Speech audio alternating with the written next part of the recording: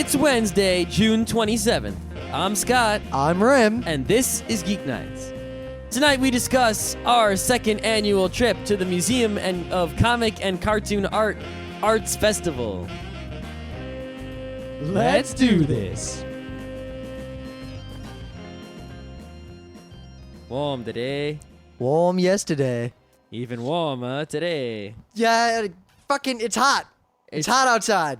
I don't know. Is it actually? I don't think it actually is warmer today than yesterday. Or maybe it's just because I'm used to it from yesterday. It is more humid today. Yeah. Yesterday was definitely fucking warm, and today is also fucking warm. Warmer. These are the two warmest days of the year so far, without a doubt. Yep, which we can definitely see because today the power went out all over the Upper East Side. Yeah, well, and all over the Bronx. I think that was due to a thunderstorm action. No, it looks like it was a distribution problem. Was it? I didn't actually hear the news, but someone was like thunderstorm something something, and someone else was like power out something something. What I saw on the news talked about an explosion somewhere in the Bronx as a transformer just had a problem. Oh. Well, as a result, the 6 train stopped working. I basically went down into the subway. The 6 train was not working, and they wouldn't let me through the turnstile. So I walked 2 blocks to the other 6 train entrance, and when I walked down the stairs, the train was working. Yeah.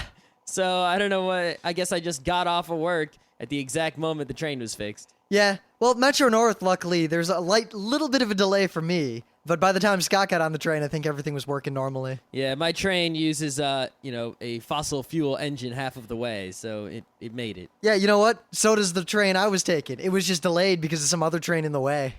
See, that's the thing about Grand Central is, there's a whole bunch of tracks in Grand Central, but they all pretty much go out to 4 tracks at 125th Street. So if there's 4 trains, every other train on both sides has to wait for those trains to get out into wherever they're going. Yep. Of course, it's weird how I really hated sitting in the heat outside of Croton Harmon waiting for my late connecting train. I thought I was going to miss it, but then, my train's late, my connecting train's late, everything's cool. But that was the most impressive part, just sitting there in the sun. My only choice was either sit in the sun and be hot, and there's no wind at all because there's trains in the way, and the sun's just bearing down on me. Or I could go inside the unair-conditioned greenhouse, which was otherwise known as the shelter, and basically be cooked. Yeah, I gotta tell you, walking from the train to my car was the suck. But luckily, it was only a couple minutes. Riding my bike 2 miles home in the heat, up the hill, was nothing compared to sitting in that sun. Well, I mean, because you're moving, you got some wind blowing on you. And if you ride your bike, even when it's not warm out, you're going to get warm, so it doesn't feel any different or weird. Whatever. Today, we're keeping the air conditioner on during the show. It's on right now. It's going to stay on. I listened to the episode yesterday, and I did not hear the air conditioner. I will listen to the episode we're recording right now later to see if I hear the air conditioner. And hopefully, we'll be able to keep the air conditioner on during the show if I don't hear anything. But enough meta, because both of us have some pretty important news.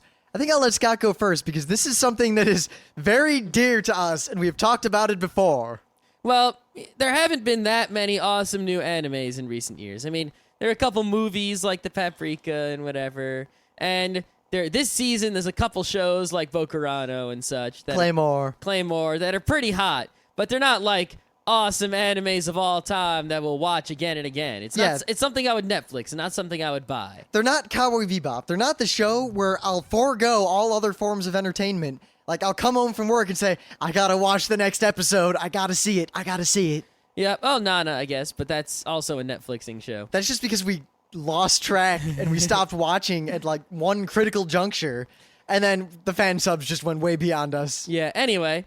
The one show in recent years that I've cared a whole lot about and wanted to see desperately is Project Blue Chikyuu SOS. Project Blue Earth SOS. Chikyuu means Earth. Yeah. And we talked about it in an episode. And basically, it's an OVA of 6 episodes. Not an OAV? Yes. Each episode is 45 minutes long, about. And it's fucking awesome. We did an episode on it. If you want to know more about the show, you can go listen to that episode. Yeah, really, really simply, imagine a future sci-fi show, but the future sci-fi as envisioned in the 50s. If you like the Read or Die OAV, you'll like this. You'll like this a lot. If you like Encyclopedia Brown, you'll like this. If you like the idea of spaceships coexisting with flash powder cameras and reel-to-reels, This is for you. Yes. So, this show today, ADV just announced that they have licensed this show. Hot shit! It's about time. Why didn't they license it earlier? What was the story? Why did this get delayed? I don't know. It just says, we are proud to announce we have licensed this show for distribution in the U.S., blah, blah, blah, blah, blah. I'm so happy that this was licensed that I'm pretty much going to buy this as soon as it comes out, but there's a chance I won't. Because, remember, it's 6 45-minute episodes, right? If they release this on one set, like you buy it for like $30, you get the whole show. Even $40, you get the whole show. I might pay $50. I wouldn't pay $50 for the whole show. I might. But if they do this like 3 separate DVD business where each DVD has 2 episodes and each DVD is full retail price, I'm going to give them the big double deuce until they lower that price down and sell it in one set. Well, you're probably going to have to wait. Remember what happened with Blue Sub 6? Yeah, that was bullshit. But that was in the olden days. And, well, I'm pretty confident that they are going to release it in 2 discs of 3 episodes each. That is my prediction. I don't know. I'm pretty confident that they're going to drag it out. And I would imagine that they're going to market this heavily. I don't know. Because it does kind of stand out. I mean, the fact that they picked it up relatively quickly, despite the fact that I was complaining about how long it took, says something. And it's a show that's really different from a lot of other shows that are out right now, and it has high production values, and I could see if they marketed it right, making a lot of money off of it. No, I don't think they're going to make a lot of money off this show. I think that what this is it shows you that CPM is gone, right? And ADV, unlike Funimation and Geneon, who mostly, are they license shows because they want to sell them, and they try to sell every show they get. ADV still occasionally is going to license a show just because they think it's awesome, whether they think it's going to sell or not. And while ADV, is not perfect in terms of anime releasing, like, I don't know, who is perfect in terms of anime releasing? No one. Anime Ego is kind of perfect. It's just they don't do quantity. They just do quality. Bandai's had some good ones. Regular Bandai, not Bandai Vision. Yeah. Yeah, but I mean, they have problems. But, ADV, I think, is showing that they're still there for the fans as well as there for the monies. Depending on the price and all that, I'd highly recommend you pay just about anything for this, at least for the first episode. Yeah, pretty much. When it comes out, I'll see what the there's no release date yet, so I'll see what the episode per disc count and the price is, and then I'll either buy it on Amazon right away or I'll wait till I see it at a convention and get it then, or who knows. It depends on a lot of things. But buy this show. If you buy any anime in the next year or 2, this is it. Yes. Right, so in other related, or unrelated, semi-related anime news, Otakon has finally started to get its act together, at least in the sense that we know the musical acts are. They've, for the most part, dealt with the panel situation and a couple other things. So I'm going to start right off that the 2 musical acts this year, one is AAA, Attack All Around. I don't know much about him. That sounds the opposite of me. I'm Attack Only One, so how are they Attack All Around? That their philosophies do not match. Well, looks like they did the theme song to the live-action Initial D. You mean and a bunch of other terrible things. live-action Initial D? The music was okay. I don't the even movie remember was the just music, bad. though. Yeah, the music wasn't so bad. I don't remember it being bad or good, so whatever. I'm sure they're a band that will play live, and I imagine some sort of music, so... I'm ambivalent, partly because last year I hadn't heard of Muck, and I thought the same thing about Muck, and Muck was awesome. Yep, so, we'll just have to wait and see on the AAA. Yeah, of course, but I wish their name was Attack Only One. Then I would be very excited. AOO. Yep. But much more important and much more interesting, and this is the concert that I am going to kill people to see. Eminence.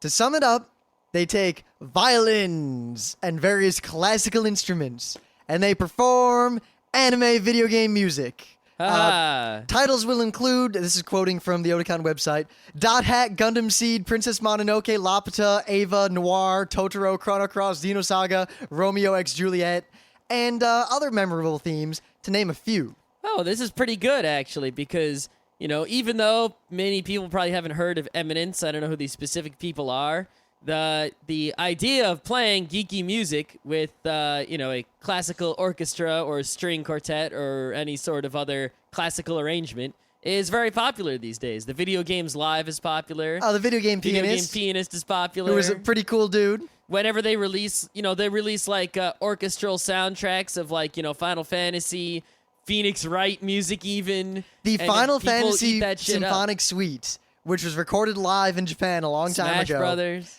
I imported that when I was in high school, and I paid $40 for it. Yeah, so this kind of stuff is becoming very popular in the geek culture, and it's still, maintaining its popularity. And in fact, a lot of, orchestras and things weren't making so much money doing their typical classical musics, their Beethovens and their Mozarts. And a lot of them have decided to start playing geeky music and holding those sorts of concerts, and they found they're making a lot more money that way. So I see this being very similar to what I imagine was the motivation behind not all, but definitely some of the nerdcore artists out there. It seems like, not to name names, but a lot of the mediocre to average nerdcore rappers were just crappy normal rappers and realized that there's this weird niche market that will give them an automatic +3 to sales just because they sing about D&D instead of hoes. I think that while there are a few people like that, I think that a greater percentage of the nerdcore rappers are either people who happen to be like rap and were geeks, or geeks who saw nerdcore rap and decided to start rapping. Oh yeah, but I think that it was a factor in the decision of some of these people. Oh, there is indeed. And I'm definitely not the case with these people, but Yep. I could see a lot of the people doing this.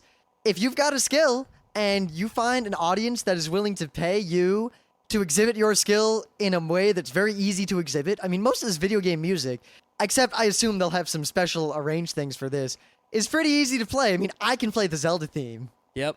It's not a hard one. Yeah. That's why the video game pianist, he adds a whole lot to the music. Yep. Well, he also, notice how he'd play video game, real song. Video game, real song. Yep. I think part of that is he's trying to show you, hey, the real songs are awesome too. Yeah. Well, the quote real song. Yeah, I don't want to imply a that song it's not. You can't make a fake song. It's either a song or not. I don't want to imply that video game music is somehow lesser. I mean, here, this is a song. Do do do do do do do do do.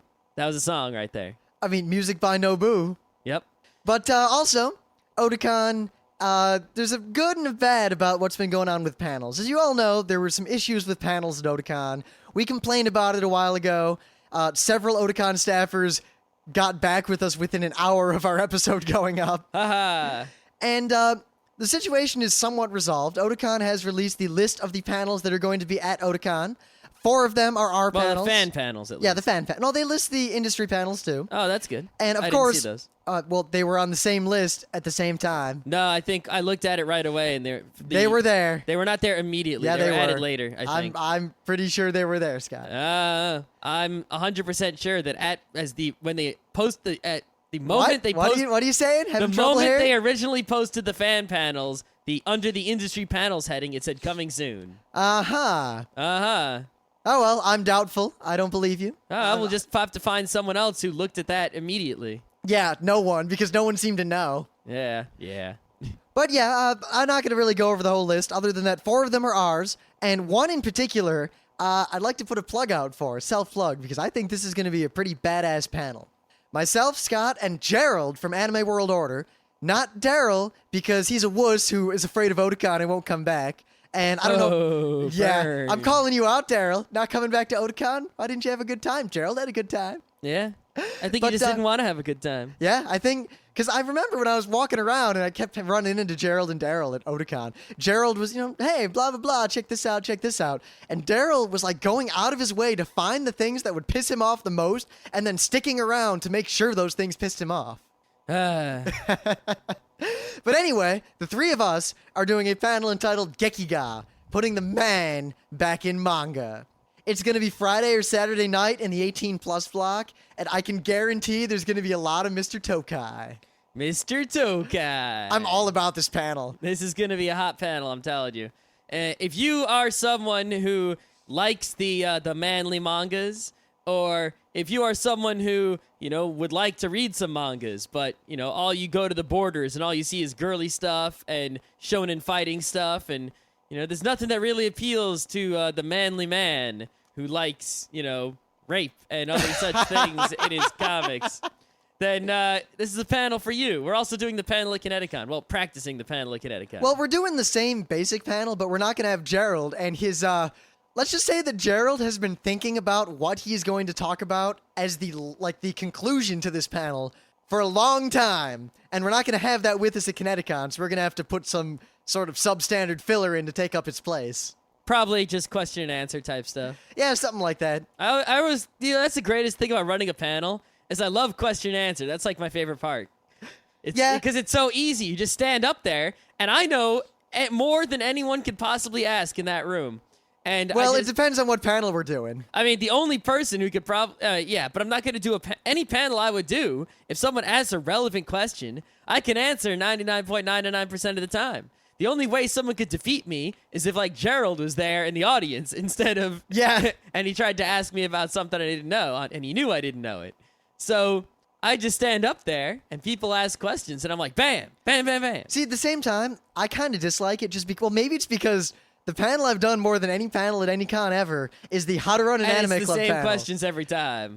People ask, it's amazing that people ask the exact same questions in almost the exact same order every year for 5 years running. Yep, I think that's why it's good to mix up the panels. Though I must say, and I want to remind everyone that at Kineticon last year, when we took over the Anime Club panel that we're running at Kineticon this year, someone asked a question that we'd never run into before. Oh, that was the greatest question probably ever at any panel. It was. That guy was pretty cool, too. I wish I remembered his name. Yeah, I'd give don't I'd give him remember a his name. shout-out and his He club was a dressed up shout-out. as the guy from Ranma who runs around the world. Yep. What's his name? Ranma. Some anime fans we are. God. The last time I watched Ranma was when I was in high school. Yeah, the Ranma guy who runs around the world with the leopard skin stuff. Peachan. No. No, he turns into Peachan. Does he? Yes. Oh, the pig, right? Yeah. Yeah. I'd have to look it up on the Wikipedia or something to find See, out. now, normally, a normal podcast... Is it Ryoga? Yes, Ryoga. Aha! I am the geekier. See, normally, in one of those erudite anime podcasts... I didn't look that up, by the way. They would have cut that out, looked it up, and then just said, well, he was dressed up as Ryoga. But we play it loose by the wire. We don't edit anything out. Yeah, and Rim was here. He can testify. I did not touch my keyboard in coming up with that answer. Of course, I don't actually look at Scott. I'm usually staring at various meters. You can still hear if I go ticky, ticky, ticky, ticky. I can, because the microphone's right there. Yeah. But anyway, here's the more interesting thing Otakon did. On June 22nd, there was an announcement on the Otakon website. We didn't tell them what question that Ryoga guy asked. Of course not. That was part of my plan. I was expecting that to just slide, and someone in the forum is going to be like, so what question did that guy ask? And my answer was going to be, well, you best come to Kineticon and see us in case he comes and asks it again. Oh. You stole my thunder. Right. Lightning. So, on Godheads in the light. June 22nd, you see what happens when it's hot out? We lose all sense of logic. I can barely stay awake here. Hurry it up. I almost missed my stop. I didn't almost miss my stop, but I was worried I'd miss my stop. They 'cause announced Cold Spring. I was so sleepy. So I'm like, all right, Beacon's next. I'm going to close my eyes. And I'm thinking, but people around me might think that I'm going to fall asleep. But no, I'll show them. I'm going to wake up and then get off. And then suddenly I wake up and the doors are open. And I think, and I get up very quickly and I walk out and I'm in Beacon. Yep. I was this close to missing my train and ending up in New Hamburg, and that would have sucked. That would have sucked ass. Because I drove to New Hamburg once. It's in the middle of nowhere. Yeah, it's not a good place. Anyway, on June 22nd, 2007, Otakon on their website announced, attention panelists, I'm quoting, all approval or denial notices have now been sent. I want to point out that that was a lie. I had not received any. If you have not received an email regarding the status of your panel, please email the panels department using the contact, whatever, I did that. If your panel was approved, please pre-register at this time, select instructions for what you have to do. And then, in bold, this information must be received by June 22nd in order for you to be on the list of members to receive a comped badge. All right. Information must be received by June 22nd. This announcement was put out on June 22nd on the website. As far as I can see, they didn't send out an email. I can say, based on other panelists I talked to, that not many people saw this announcement in time. Nope. And I'm expecting... I mean, not many people have been posting much about it in the forums, but there are a lot of panels listed here. And I'm expecting there to be some sort of trouble at Otakon proper. When panelists who registered by check didn't pay and then can't get in, even though they have panels and their names are on the panels and whatever. Yeah. Plus, it was funny. I mean, I got approval for a panel that I submitted for someone else. but yet I did not actually get approval for the Gekiga putting the man back in manga panel. That is most definitely mine. No one else submitted that panel with that name as an 18+. Yeah, I don't know. I'm not really busting Otakon's balls because I think everything's coming together. I just, I think the panels at Otakon could be run better in the future. And I'm not saying, because this year there was a problem. I understand that. We were told basically exactly what the problem was, and I sympathize. It was a problem where Otakon did the best they could to cover it up and fix it and make everything work. But I'm going to say that last year, I don't think the panels were run too well either. And the year before that, I don't think they were run too well either. I mean, they worked, they happened, but I was not impressed with my dealings with the people running the panels in the past. Yeah, I think generally the number one problem seems to be a failure at communication with the members of Otakon. Now, see, if we were one of those other podcasts, we'd probably play some sort of soundbite there, like, what we have here is a failure to communicate. Yeah. But I'm not going to do that. It's just that Otakon seems to assume that, the people who go to Otakon must go to the Otakon website every day of the year. I mean, you have to, when you make an announcement about panels, you should have an email list that has everyone who's doing a panel and email all of them. To their credit, and you know as well as I do, why that was not the case, and there's really nothing they could do about that. Yeah. At least nothing they could But do once about... once they fixed it. There is nothing they could do about that fact after it had happened. They could have done something about that had they run panels differently, but that's entirely beside the point. No, but I mean, now that they actually created the list of panels, they know who's doing all those panels that they listed. They know the email addresses of those people. Why did they notify them? Well, more importantly, I wonder why they set such a short deadline suddenly like that. If anything, I would have been... The issue is that since the people doing the panels had to work on short notice anyway, and they basically pulled hey, if you didn't see this just now, you're not going to get a free badge. I think they could have handled it better. If anything, I would have set up a system to just count people at the door or fix it after the fact with refunds or something. Yeah, is it really that hard? I mean, if someone's doing a panel or not. Is it really that big a mystery?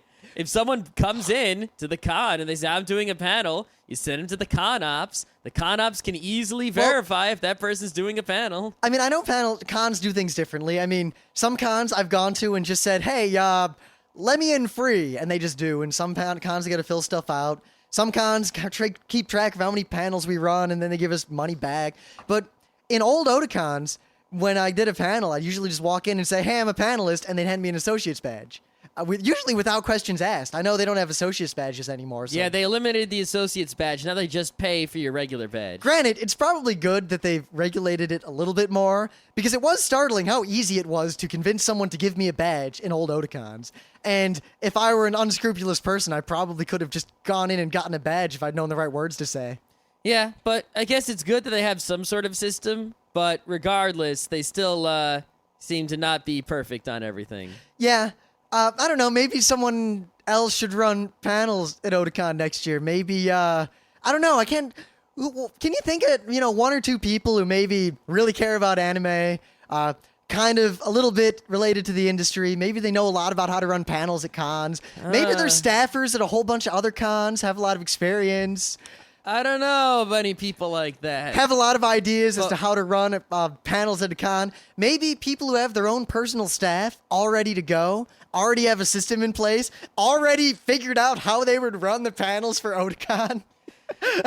Yeah, I think we should run the panels at Otakon. Yeah, I think also. And if Otakon doesn't let us do it and they pick someone else, then that person better be awesome or else Otakon is a fool. Because we're if Otakon doesn't believe us, we're gonna walk the walk here. If we do it and then screw up, you can make fun of us and shit talk us all you want because you'll be right. Nah, well, the thing is, but if we do a better job than anyone's ever done, then you got nothing to say. Yeah, well, I just got to say, because Kineticon, again, to their credit, when we said your panels all suck, they said, fine, why don't you run some panels? And we here said, we fine, go. we will. And they said, fine, you're running 9. And we said, 9, fine, we can do that. And we're gonna do that. And we're gonna show them. That's gonna be awesome. Yep.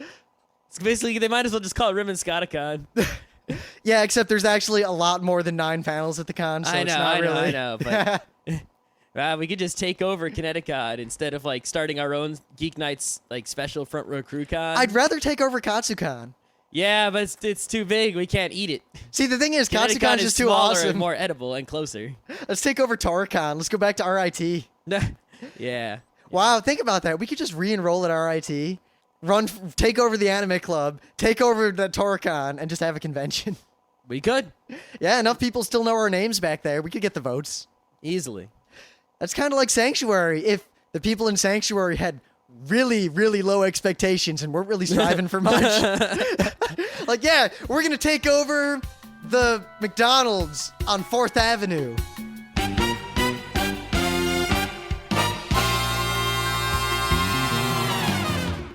Things of the day. So, our friend Ido, who is often giving us wonderful things of the day, and the one who told us about Washington, 6'12", fucking killing for fun. Washington. I mean, he saves children, but not the Albionic children. Yep. Well, apparently, the guy who did that did something else. Basically, it is a history of Sodom and Gomorrah as told by Well, a that's professor. not history. That's the story. Well, the story, the fictitious history, the Judeo-Christian mythology of Sodom and Gomorrah. Yep. And I don't know what I find funnier. When the professor winks at the kid, when the guy's having sex with the fire, or when Jesus and God high-five at the end. I don't know. It's all good all around, basically. Whoever's making these things is... Brad Neely. Yeah, he's my new favorite, whatever. He needs to make more things. Or he has needs to made- make it easier to find all of his things. I haven't watched much else yet on the site, but so far it's all been rather delectable. Ooh. Oh. But seriously, this thing is hilarious. It's a little bit, it might offend you, but if you're offended by this, then how the hell are you listening to Geeknights? I don't know. Some people, they got problems. It's like they're offended by things, but they keep listening to them anyway. Yeah, well, I don't know, maybe when the people have sex with the rocks that are shaped like painted like God's head. Or the oats. The oats. Oh, the oats. Yeah. All right. Well, way back, I don't know if it was ever a thing of the day. I think it might have been. Somebody took a box, right? And in the box, they cut a hole in the side, and they mounted a Kodak, or I guess, I don't know if it was Kodak brand, but a disposable camera in the side of the box. And they had a button wired up so that you just push this button on the box to make the box take a picture. And they sent this box through the mail with instructions on the outside of the box telling the postal workers to take pictures of things with the box. And then when he got the box at the destination, he would see pictures of whatever the postal workers decided to show him. And that was pretty cool. That was a cool thing of the day. Someone saw this, or I believe they saw it. Otherwise, I don't know how they thought of this. They did basically not just twice as good as that guy, but 10,000 times as good as that guy. Well, I guess mathematically, let's see, 7,000 divided by about 30 is how much better he did. Well, it is a little bit different in that it's more voyeuristic and less, hey, see how cool people are along the way. That's true. But he took a box, and he put in a camera, and he put in some hard drives, and some batteries, and some electronic circuitry that he wired up, and he basically made a video camera that would take a picture every 10 seconds, and he sent it through the mail in this box. And when he got it on the other end, there were 6,994 pictures, and he edited them together to make a animated slideshow of the box's travels through the postal system. And it's pretty cool. Right. You can see like the mail truck and the sorting facility and his house and the mailbox and all sorts of stuff. It's good. I just love clever things like that, and this is pretty cool to check out. Yeah, the thing is, you can't actually see the whole video. I mean, if you can, I'm having a hard time finding it. But there is a tiny, small section of the stills from the animated film, and there's pictures of the inside of the box, which is very cool also. And pretty much you're going to see all the important bits, if not the whole film. Right, so over the weekend, we decided to trek out, as is our annual tradition after Second annual. last year, Yep. to the MoCCA for the MoCCA Art Festival. The MoCCA Arts Festival. Well, the MoCCA is the Museum of Comic and Cartoon Art. I think it used to be in Florida, if I remember, because I think I went to it when it was in Florida. I might be wrong about that, but I'm pretty sure I'm not. And it's in New York now. And every year they have the biggest fundraiser of the year for them, which is the Arts Festival, which is in the Puck Building, which is a nice building down in right 2 blocks away from where I work. And basically all sorts of comic artists of varying shapes and sizes come set up a table and hawk their wares and display their arts, and you pay, I think, $8 to walk around for a day and look at everything. And it is, it's basically a bargain for $8. Imagine a gigantic artist alley full of nothing but awesome. Yeah, the reason the MoCCA is so cool is that unlike other comic conventions, which are, say, primarily a dealer's room and such like that, it's pretty much just an artist alley. Perhaps bigger than any other artist alley, even like the Otakon artist alley, in terms of quantity and quality. And you go up to a table, and you'll see a comic, and there's a 90% chance of the person behind the table is the person who made that comic. And that is way, way cool because, I mean, our friends were buying comics, and they didn't even realize they were buying it from the creator. And then the creator would, like, draw a doodle in it and sign it, and they'd be like, whoa, I didn't realize. And sometimes, you know, it's like a big semi-famous creator. And sometimes it's just some nobody. You just discovered them, and you're just like, hey, what's up? But no matter who it is or how famous they are, you walk up to them, and you're like, hi, how you doing? And they talk to you like they're your friend. And I've never met anyone who is mean there, ever. And it's way cool. So let's talk about who we met before we talk about what we bought or what we saw. Well, let's see. The first people we saw were all our friends. Yep, we ran into the ninja consultant. Yep, Aaron and Only Noah one were of them. there. I didn't see. I saw both of them. Oh, I only saw one. Yep, I talked to them all about Otakon and such. So we're straight with them. They're cool. Ninja consultants rock. Who else did we see? I finally got to meet not stupid, but Steve Cloud, the guy who makes Boasis, who I have tried to see at many conventions, and he's just never been there. We've always just not been able to find him. He's the most awesome guy. Yep. Boy on a Stick and Slither is easily in my top 3 of webcomics. It's tied for my number 1 webcomic-ness, along with a few, like Penny Arcade and Order of the That Penny Stick. Arcade Order of the Stick. Yep. And Dr. McNinja guy was there, as Yep. usual. I've seen him a whole bunch of times. He's really cool. Yep. Brian Lee O'Malley, the guy who makes Scott Pilgrim, was there. He was there last year also. You hesitated. You hesitated to say Scott Pilgrim. Yep. I had to remember what it was. That makes you weak. Scott Pilgrim 4 is coming out. You best be ready. I already pre-ordered it. Good. So I can read it. Yep. He drew a sketch of my pirate book. Yep. However, his sketch was definitely filled with the wry irony of someone who did not particularly want to draw the particular thing that Scott had asked him to draw. Which is the idea. Yes. Let's see. Who else was there? There was an unfortunate moment where, Scott doesn't have this problem as much, but I do, because I know names, but I have no idea what any of these comic The artists only look reason... like. I'll keep going. All right, but I don't know what any of these people look like at all, and some of them just don't wear their name tags, or they wear them kind of obscured. So I generally have to kind of wait, and I won't talk to anyone behind a table until I see a name tag, so I don't make a faux pas or do anything wrong. But Scott said he was going to go over and talk to Mr. Scott Pilgrim. So he goes over, and we lose sight of him.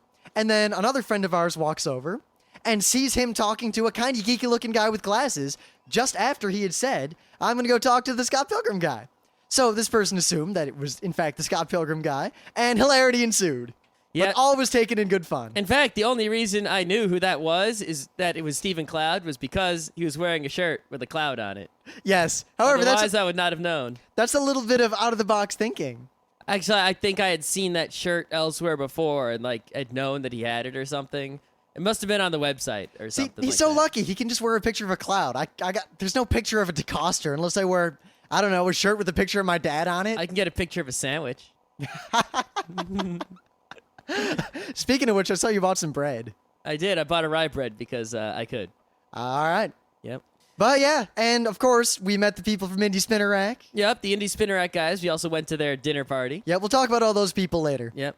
I saw Sal Avenanti, who makes this very Pockner comic, which I bought just because it's very Pockner. I'm going to see if it's good or not after I read it. I don't know what it is, but we really like all the aesthetics and the music, everything about Pockner. Well, maybe old Pockner, not so much new Pockner. Old red Pockner. Yep. Pockner being the Soviet Union, by the way, or But Russia. I really don't like communism. I just like hammers and sickles and red and yellow and that sort of stuff. Remember that Mario communism animation? That was awesome. That's so up our alley. It's kind of scary. I also don't know why I didn't like this stuff before. I've only liked it in the past few years. I don't know what it is. I have a large collection of Soviet era choral music. Yep. Let's see. I'm trying to go around the room, like the different ballrooms in my mind. I met Brian Wood, who writes DMZ. I met Cameron Stewart, who draws The Other Side, which is this really great if you haven't read it, it's a Vertigo book. It's just one book. You can read the whole story. It was literally like 5 or 6 issues. It's like this awesome new Vietnam War comic that is the highest quality. I recommend it to all. And this is the guy who did the art. I met him. There's one artist. Now, I'd never heard of her before, and I don't think any of us had.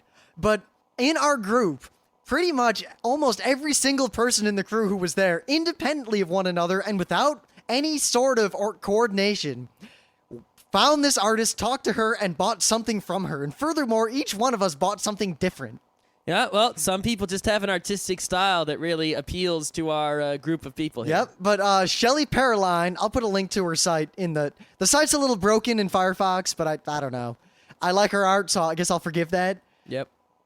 Let's see, who else? Oh, there was a book that I bought called Fun Home by Alison Bechdel. I think that's how you say it. Oh, and it's not just like an award-winning comic. It's Time Magazine's #1 book of the year, period. Right?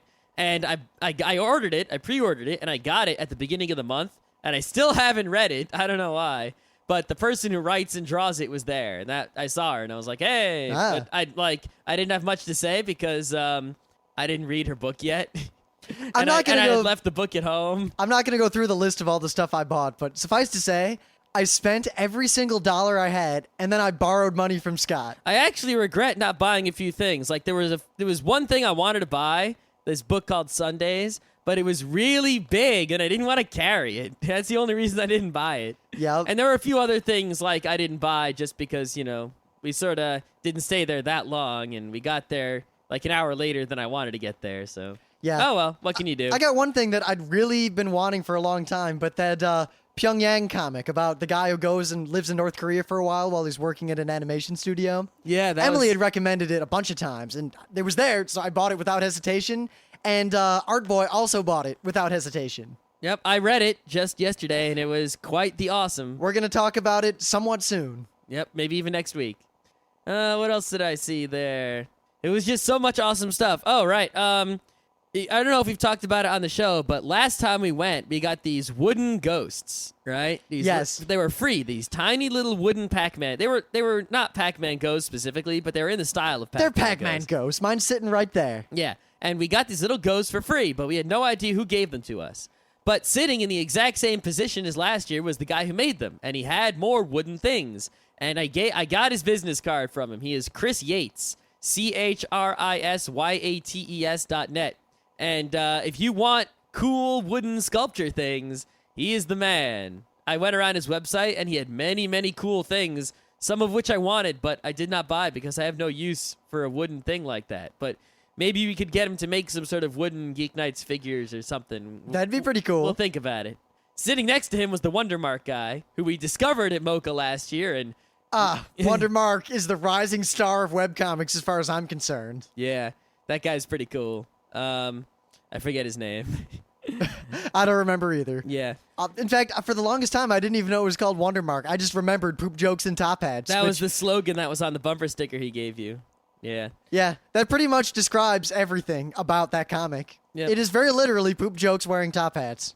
One last thing is I think it was the Dutch consulate was actually there, and they had this big table with all sorts of Norwegian, Swedish, Finnish. Fetish? Yeah. You're going to say Swinland next. Finnish and Swedish comics there. I had to resist buying just piles of stuff from them, and I ended up picking up this little brochure that was kind of cool. It basically lists all the Finnish artists that were represented there, and a little kind of sample of their art, and a little explanation of what kind of things they write. I actually paid $12 for this book called Angst, the best of Norwegian comics, and it had some of Jason's art on the cover. Jason is the awesome guy who did Why Are You Doing This and all that business. And the Left Bank Gang. Yeah. Did you read the Left Bank Gang? Not yet. You bought it, and I read it yesterday. I think that's going to be like your favorite kind of action. I got to ask one thing. Is it better than or equal to Why Are You Doing This? I would say that Why Are You Doing This is probably it's a tough call. Why Are You Doing This, I think, is better for me. Yeah, but well, I part think of that this might is better be for you because it has some, Sun Also Rises action. Oh, man. I'll probably get some hate for this, but Scott knows me too well. The Sun Also Rises, for whatever reason, is one of my favorite books ever. It's pretty much that and The Count of Monte Cristo. Yeah, I think you're gonna like the Left Bank Gang a little bit more. Uh-oh. But yeah, this Angst comic basically just has, it's like an anthology of a whole bunch of tiny comics by various Northern European artists, and some of them are pretty awesome, some of them are just kind of weird, but it was definitely worth my $12, that's for sure. What else did we see there? A whole lot of stuff. It's like hard to recall all of it. Yeah, I have this pile of business cards in front of me and this pile of brochures and everything, but I don't remember specifically which one goes with which cool thing I saw. Yeah, it's not always easy. I mean, you have this giant room. You're walking around this ballroom. You see arts there, arts over here, arts over there. Some is cool, some you don't care about so much, you know? It seemed like it was kind of weird. The thing about this show is that we brought, 10 people there, right? Last year, it was just you, me, and did anyone else go with us? We went with Ido. Oh, that's right. So it was you and me and 8 other people this year who had never been before. God, and we brought a freaking posse. the people we brought weren't the biggest comic fans. I mean, only me and Scott Johnson buy comics regularly. Yeah. None of the other people do. I mostly dislike the majority of comics. Right. So we bring these people, and I didn't walk around with them saying, oh, that's good, oh, that's not good. That's good, that's not good, right? And then, when we left and when I met up with them later, seeing what they had purchased, first of all, they bought more than I'd bought, right? Second of all, they bought things that I knew were good and probably would have told them to buy, and things that were right up their alley. A lot of them bought the same things, and it was pretty cool seeing like all these, my friends buying all this stuff without me recommending that I would have recommended. It's kind of weird. If you live anywhere near New York City and you have any excuse to go, the MoCCA is well worth 4 hours of your time. Yep. I would like to go, for maybe 5 or 6 hours, just so I the can MoCCA Art Festival. walk around. Yeah. The MoCCA itself is cool, independent of that. Yeah. If you want to go to the MoCCA itself, just check their website, and it's MoCCA. Just search that on Google, you'll find it. And wait for them to have an exhibit you like. I think the current exhibit is a Stan Lee exhibit, so Rim doesn't want to go. But I think they recently had a Todd McFarlane exhibit that was higher quality. Yeah, if Stan Lee were a book, he's definitely not he's not My Sun Also Rises. No, I'll he's leave it at that. Yeah. I'd make a bolding joke, but it's hard to do that with audio. But if you're anywhere in New York City in, I guess, the month of June, you kind of have to go to the MoCCA Arts Festival. I mean, it's nothing like, the Comic Con you think about. There's barely any superhero action, even though there is some there. And there are people who usually don't like any comics at all, but you walk around this place, and no matter who you are, even if you're a comic hater, there'll be some sort of art on a table somewhere that'll appeal to you, and you'll walk out spending a lot more money than you ever thought. Yeah. Also, an awesome thunder. Yes. All right. Woo! I also want to point out briefly that they had concession stands like inside, and they were so perfectly catered to the demographic that would be at this. They were basically selling nothing but energy drinks, energy bars, and like soy really? and granola. I didn't go to the energy. It was like soy and granola and energy bars and Red Bulls. Awesome. And chocolate chip cookies. I didn't see the concession stand, so I did not buy. Oh, I was very thirsty, so I bought 2 Red Bulls. One thing that was different this year. That was a bad idea. Yeah. One thing that was different this year from last year is that they used to have the panels on, I think, the 7th floor, right? Or is it the 17th floor? I think it's the 7th floor. And this year, they moved the panels over to the actual MoCCA Museum, because remember, this festival is in the Puck Building. We should probably cut this short. The thunder's getting closer. I know. We're going to cut it short pretty soon. And they instead added more table space on the 7th floor, which was awesome because it wasn't crowded up there as it was crowded downstairs. You could actually move around more freely. The sun was shining into the room instead of it being dark like the other rooms.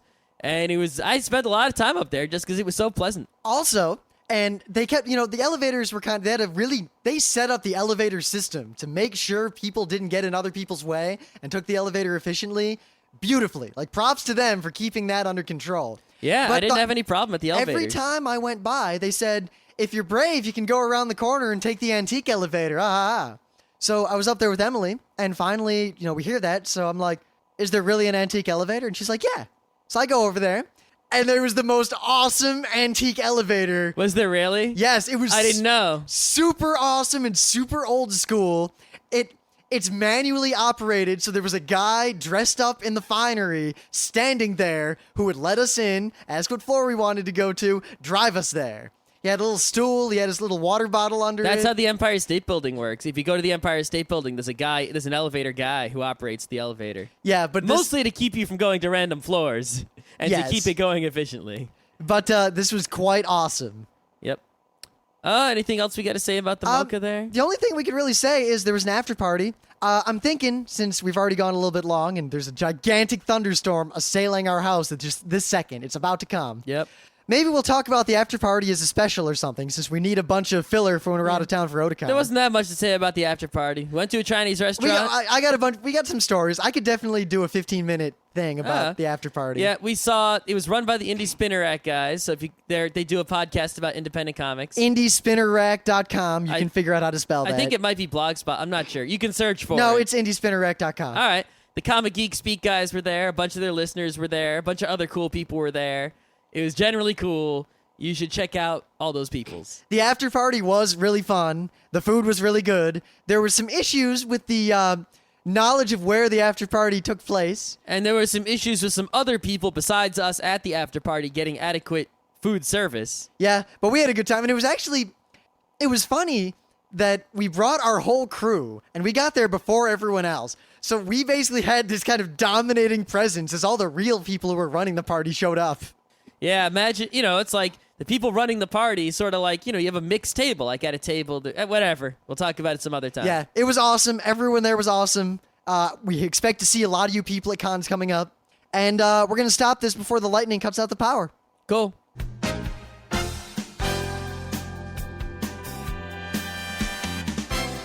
This has been Geeknights with Rim and Scott. Special thanks to DJ Pretzel for the opening music. Be sure to visit our website at www.frontrowcrew.com, where you'll find show notes, links, our awesome forum, a link to our Frapper map, and links to all the RSS feeds. We say feeds plural because Geeknights airs 4 nights a week, covering 4 different brands of geekery.